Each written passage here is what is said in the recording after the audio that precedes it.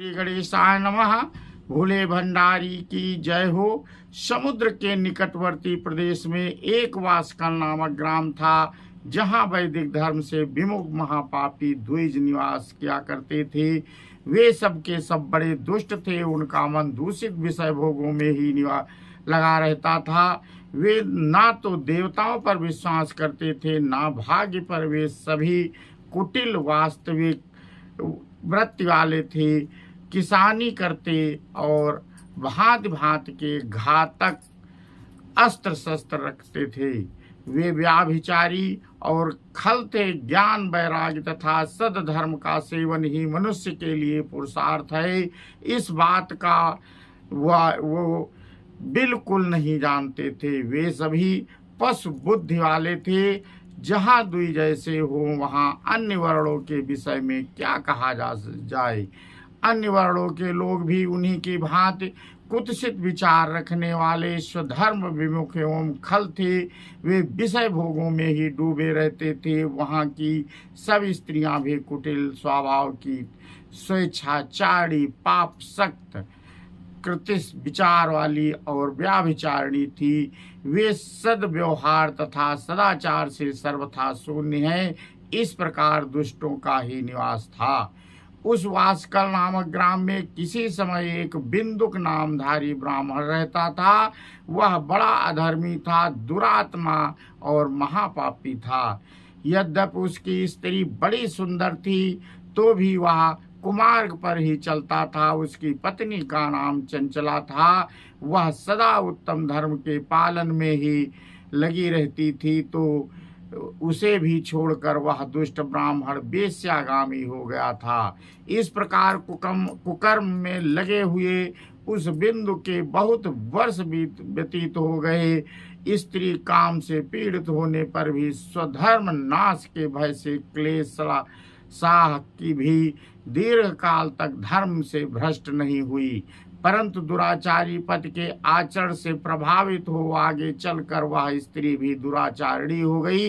इस तरह दुराचार में डूबे हुए उन गूढ़ चित्त वाले पति पत्नी का बहुत समय व्यर्थ बीत गया।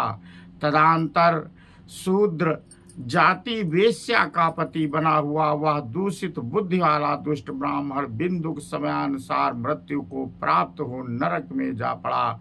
बहुत दिनों तक नरक में दुख भोग कर वह बूढ़ बुद्धि पापी बिंदु पर्वत पर भयंकर पिशाच हुआ। इस दुराचारी पति बिंदु के मर जाने पर मूढ़ हृदय चंचला बहुत समय तक पुत्रों के साथ अपने घर में रही। एक दिन दैव योग से किसी पूर्ण पर्व के आने पर वह स्त्री भाई बंधुओं के साथ गोकर्ण क्षेत्र में गई। तीर्थ यात्रियों के संग से उसने भी उस समय जाकर किसी तीर्थ के जल में स्नान किया। फिर वह साधारण मेला देखने की दृष्टि से बंधुजनों के साथ यत्र तत्र घूमने लगी। घूमती घामती किसी देश देव मंदिर गई और वहां उसने एक दैवज्ञ ब्राह्मण के मुख से भगवान शंकर शिव की परम पवित्र एवं मंगलकारी उत्तम पौराणिक कथा सुनी। कथावाचक ब्राह्मण कह रहे थे कि जो स्त्रियां पर पुरुषों के साथ व्याभिचार करती हैं, वे मरने के बाद जब यमलोक में जाती हैं, तब यमराज के दूत उनकी योनि में तपे हुए लोहे का परित डालते हैं। पौराणिक ब्राह्मण के मुख से यह वैराग्य बढ़ाने वाली कथा सुनकर चंचला भय से व्याकुल हो कर वहां कांपने लगी। जब कथा समाप्त हुई और सुनने वाले सब लोग वहां से बाहर चले गए, तब वह भयभीत नारी एकांत में शिव पुराण की कथा वाचने वाले उन ब्राह्मण देवताओं से बोली। चंचला ने कहा, ब्राह्मण, मैं अपने धर्म को नहीं जानती थी, इसलिए मेरे द्वारा बड़ा दुराचार हुआ है। स्वामिन, मेरे ऊपर अनुपम कृपा करके आप मेरा उद्धार कीजिए। आज आपके वैराग्य रस से ओतप्रोत इस प्रवचन को सुनकर मुझे बड़ा भय लग रहा है। मैं कांप उठी हूँ और मुझे इस संसार से वैराग्य हो गया है।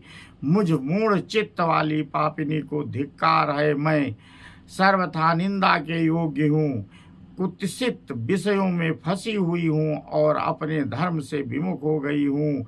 हाय, ना जाने किस किस घोर कष्टदायक दुर्गति में मुझे पड़ना पड़ेगा और वहाँ मैं बुद्धिमान पुरुष कुमार्ग में मन लगाने वाली मुझ पापिनी का साथ देगा।